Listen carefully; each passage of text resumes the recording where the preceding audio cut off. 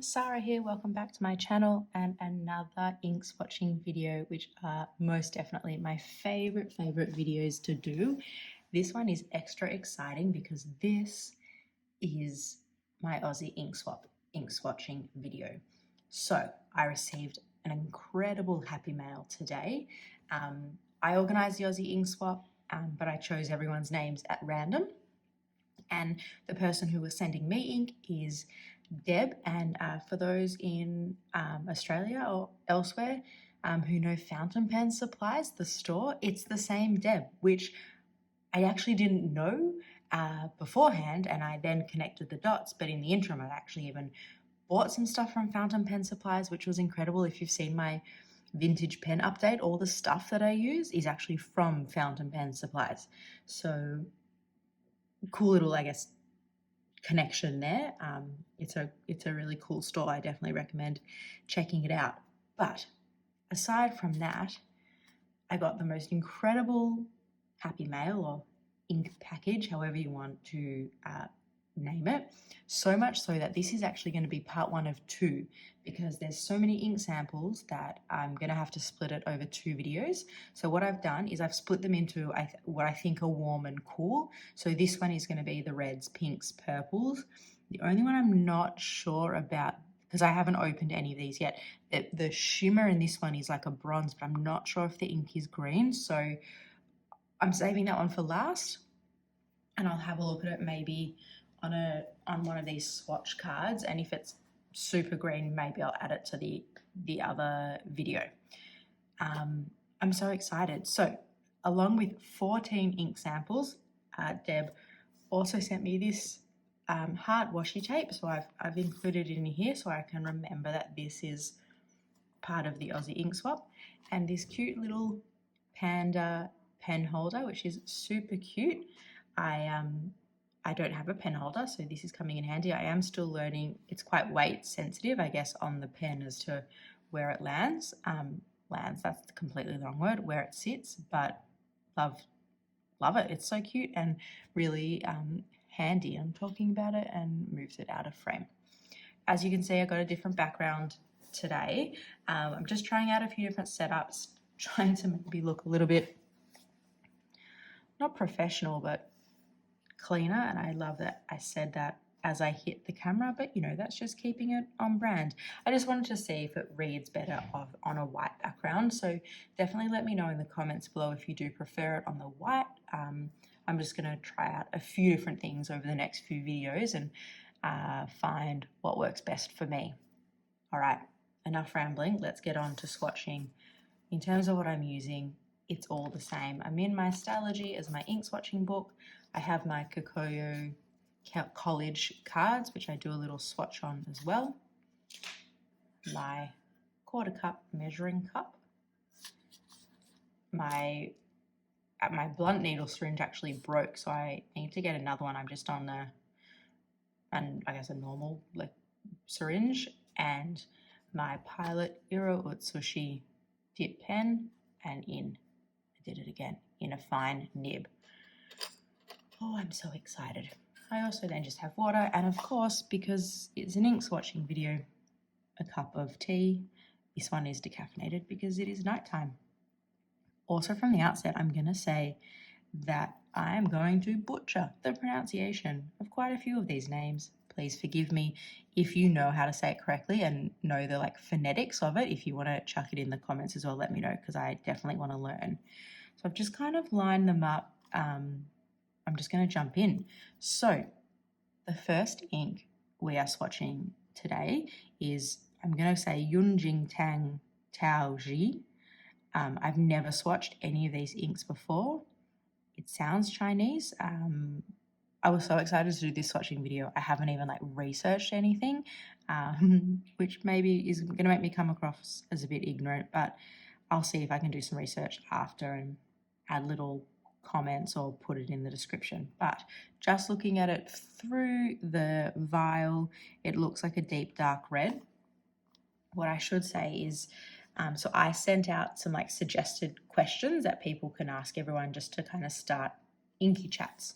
And so when Deb was asking me what I want to explore, what I'm afraid of, blah, blah, blah, I guess, wanted to challenge myself, and I said that I never go for really bright, saturated colors. I like kind of the muted grungy, so I wanted to challenge myself and extend my color palette. So send bright, loud inks my way. And looking through some of these vials, I think that's exactly what she's done. And I'm excited about that because, you know, I think there is an aspect to being creative where you can challenge yourself and find new things to fall in love with. So I have now 14 samples that I probably wouldn't have chosen when I'm doing it, you know, an add to cart type of thing. And I'm sure I'm going to fall in love with more than one. So we'll start off.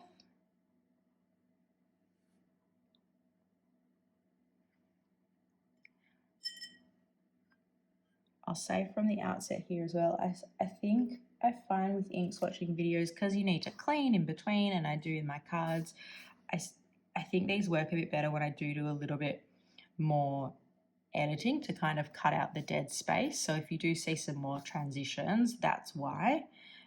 If you kind of like the dead space, let me know. Wow. Look at the edges. Look at that. I don't think my syringe was dirty. I think that's what it looks like. That's so, I'm just like staring at it, but the whole point of this video is to talk. That is a warm but dark red, unless I've had a dirty syringe, which I really don't think I did. You can see the darker bits of it, and looking here as it dries, there's like bits of purple in there and brown. Oh, that's gorgeous. That's really lovely. All right, I'm going to need to look at the spelling here. Let's write and see how it looks.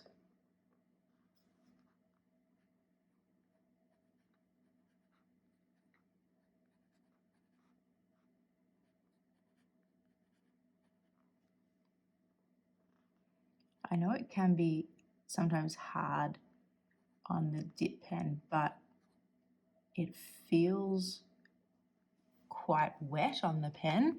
That can be a little bit misleading. But look at that. It's like this moody, pinky red. Oh, I love it. First one fits in my, I know, you know, oh, I'm kind of rambling here, but what's interesting is I can understand why Deb would see this as bright, because it is quite saturated. You know, that's a light red, but that is really legible. So it has a lot of punch within it, but there is a darkness and a moodiness to it that also speaks to, I guess, what I am more comfortable with. But that's so cool. I really do enjoy how there can be so many different interpretations of ink and of, I guess, of descriptive words of ink as well. That's awesome. So as that dries, paintbrush with me, and the video is going to be long enough, so I'm going to put these little swatch cards to the side, and I'm going to do all of them later, because I don't actually do them with a syringe. I do them with a paintbrush. So I'm going to do that later, because I just think that's going to work better for me and therefore for you. What I will do as that dries is just quickly clean off my stuff, and then we can go on to the next one. So that Jintang brand, there's a couple of samples of that brand, which is exciting. Let's see what we go to next. Oh, look at, I'm sorry, I just keep coming back to this. Look at how it dries, where it's pooling, it's more of like a truer red, but then as it goes lighter, which I think is similar to the writing sample, it's got this kind of warm purpley brown to it. That's so cool.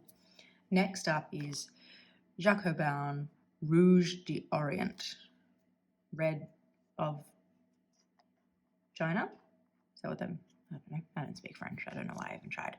So just looking at the vial, that looks like a very deep saturated red. So let's give it a go. So I'm not going to swatch them all in this video, but it just so happened that the day this Happy Mail arrived, 2 other ink swaps that I've just done like independently also arrived. So I got 3 ink packages in one day and was like a kid in a lolly shop. It was so exciting that all I kind of wanted to do was just retreat and ink swatch, but you know, kids, you can't really ditch them. So they've just been sitting on our dinner table ready for tonight. Wow. That is definitely a saturated ink, isn't it? So what jumps out at me first of all is the saturation, and I guess I'm hesitant to call it a ruby red because the next ink I'm going to swatch is literally called ruby, but that's kind of, I can see almost like pink undertones in that. I think that's why I'm calling it ruby red. This is the perfect example of one I would never add to cart. I just know myself and I just would never do that. But looking at it, it looks quite beautiful. I think this could be a really nice ink maybe for like letter writing.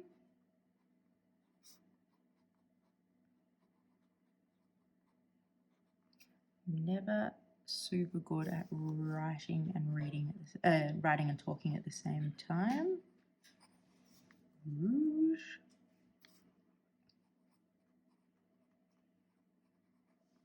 But I have to say, when it comes to reds, I remember when I got a sample of Dieman Oxblood, and I was like, I'm never going to like a black ink ever, and then fell in love with it almost immediately.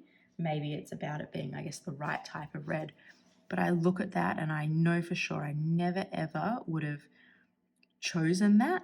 You know, even just between the two of them, that's what I gravitate to more than this one. But there's something quite nice about it. And I think depending on the pen that you put it in would be the different levels of like darkness. You can almost see there it gets a little bit lighter. It's still really, really saturated, which is really cool.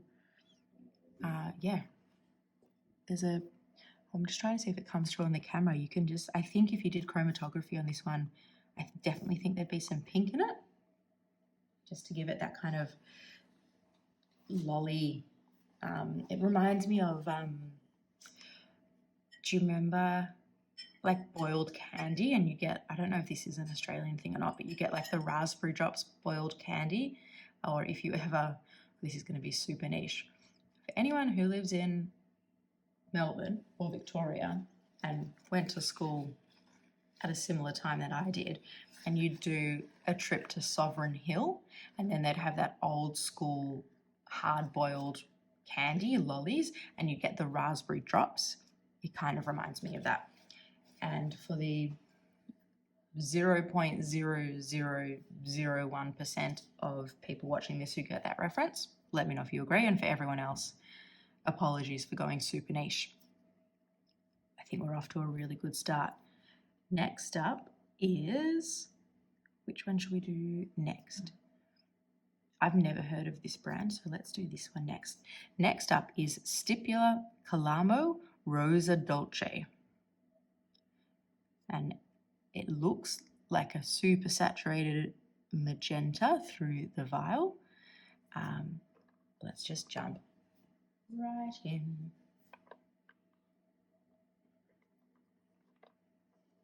Oh, if I could open it up, that'd be good, hey?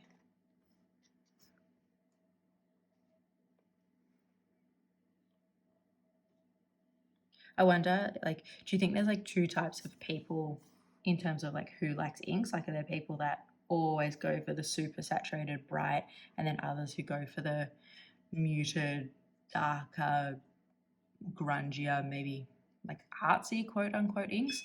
Or are you someone who actually can like jump in between, and you know, you have merit in you're currently inked for that month of having some that are super poppy and loud and bright, and others that are, you know, dark and moody? I'd love to know, because I can see myself always going towards one, but then I look at these inks and I go, yeah, but that's beautiful, so why wouldn't I pick it out? Maybe a more succinct way of asking the question is, do you oscillate between the two? Or I guess a more detailed version is, what's your process in organizing your currently inks for the month? When you're picking out your colors, let's just say you know you're going to ink 5 pens. Do you always have to have a shimmer? Do you always have to have a blue? Like what's your thought process? How do you plan it? I would love to know. So that's actually really different to what I thought it would look like. It looks a lot darker in the vial. It almost looks like a fluoro pink is the only way I can describe it. It's really bright and light. It really does look fluoro. Whereas in the vial it looks a lot darker. I don't know if it means anything, but out of all the vials I have, this one's definitely stained a lot, and it almost possibly looks like there's like little bits of like sediment or something in there, which I don't know enough about ink to know if that's a thing or not. But let's look at the writing sample now, seeing how light that is. Very intrigued to see how legible it comes across. Let's have a look. That's going down really nicely.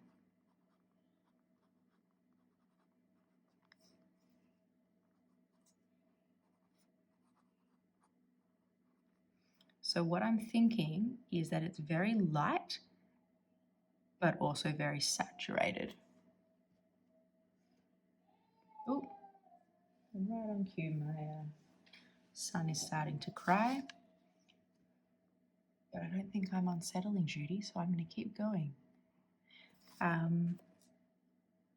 It looks really legible there, and I would imagine that this ink here is going to be a really nice shader, because where it goes down wetter to where it then goes down a little bit lighter, I think you're going to get some variation there. I'm not sure. I obviously haven't put any of these inks in pens, but I wonder if that's going to end up being a really nice shader. I forgot about my tea every time.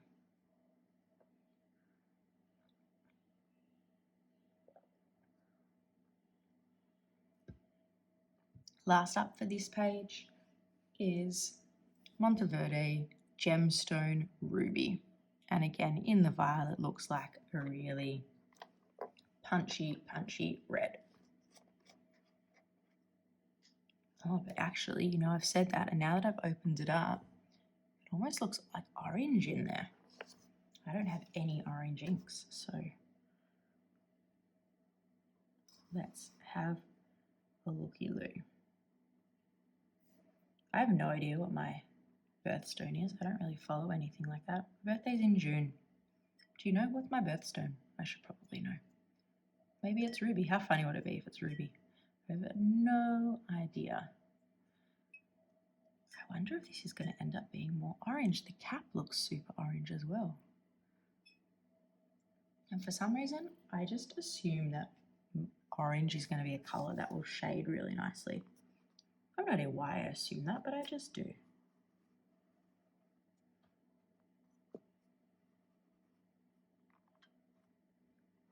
Oh, wow, orange indeed.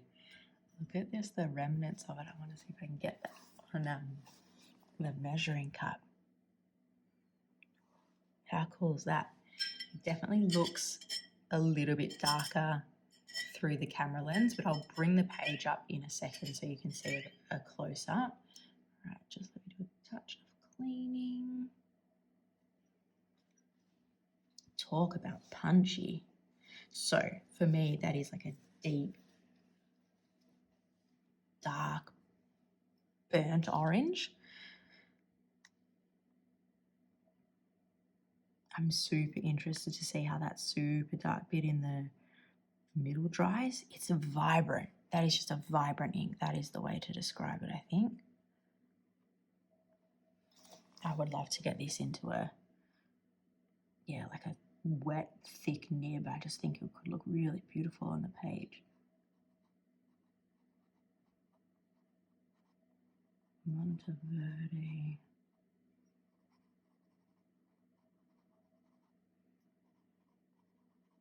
And even with a fine nib dip pen, you can just see that it is going to shade really nicely. It feels again like a really thick ink. I actually think, yeah, look, it's actually feathered a tiny bit there. It just, yeah, similar to this one, it just felt really, really wet and smooth going across the page. So interestingly, it has feathered a tiny bit there, but that's okay, not the end of the world. I'm just going to put the lid on this because I'm always super paranoid about spilling ink. So it obviously hasn't completely dried. But I just want to turn over just to look, it's pretty standard bleed through and stuff. What I'm going to do is I need to change over my water before we go on to the next page. But let's just jump up and have a closer look. Trying to catch the light in the right way. Jintang Tao Ji, which I love, absolutely love that.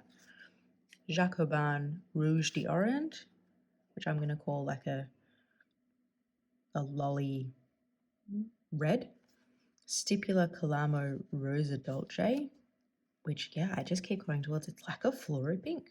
I've never seen a fluoro ink before. That's so cool. And then Monteverde Gemstone Ruby, which is like a really vibrant dark orange. And I think you can see as it like goes out, I think this one would shade really nicely, but I think that one would as well. All right, I'm going to pause for a second and then I'm going to come back for the last three of this part one. Stay with me. Okay. 3 more inks to go for this part one of my aussieinkswap swatching video. Now, these are a smaller vase. I'll see if they fit in my little thing. They do. Yay. First up, we have Van Dieman's Ink Black Tongue Spider Orchid. Awesome name. Awesome name. This looks like a burgundy, which I'm loving at the moment. I just finished my sample of Robert Oster's Burgundy Chocolate Notes, and definitely my favorite ink of January. I really loved it. I think I might need another sample of that one day. Just looking at the syringe as I clean it, I think we are in a burgundy world. I always wonder, so Australians are kind of known to go up at the end of sentences, even when it's not a question, which kind of makes us sound like we're always asking questions. And I, like when I watch these videos back to edit them, it seems super obvious to me and I hate it.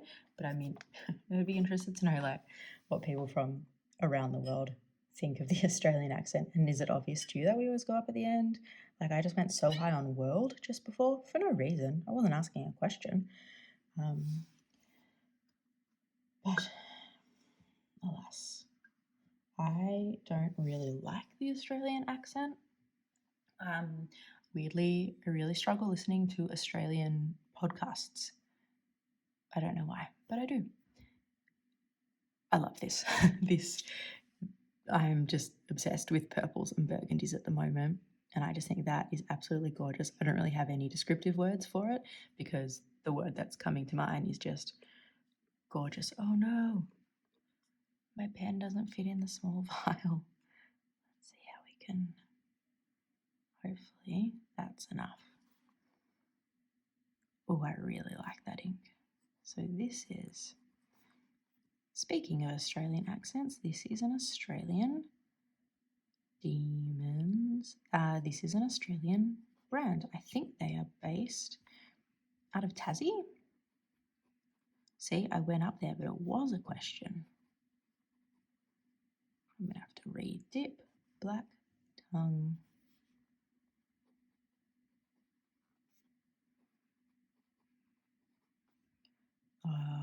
I think it just writes beautifully. This is another one I think is going to shade really well. Look at it drying in the darker bits. It kind of goes a bit black on the borders there. I love everything about this ink. That is just gorgeous. All right. 2 more. I think that makes this one the penultimate. Is that the, what, the second to last? Is that penultimate, I think? This is the Attramentis Magenta.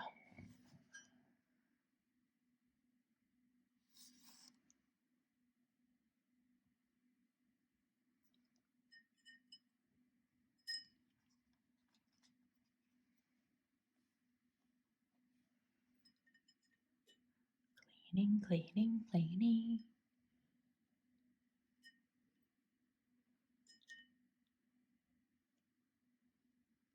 All right. Now I put the sample file away. Oh, I'm all over the place. I need to do my little twirly thing first.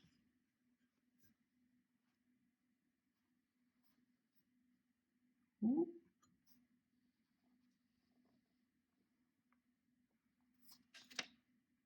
Whoa, wow. That is definitely magenta, isn't it? Look how saturated that is. This is another one. I never would have added this to a cart. I just would never gravitate towards something like this. But look how cool and punchy that is. Imagine receiving a letter in that. That'd be awesome. That's so cool. It's so punchy. I'm going to guess that this one bleeds through quite a bit, maybe. We shall see.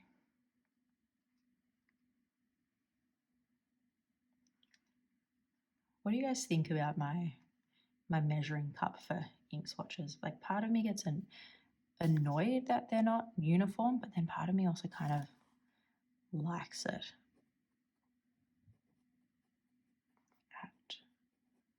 Attramentis.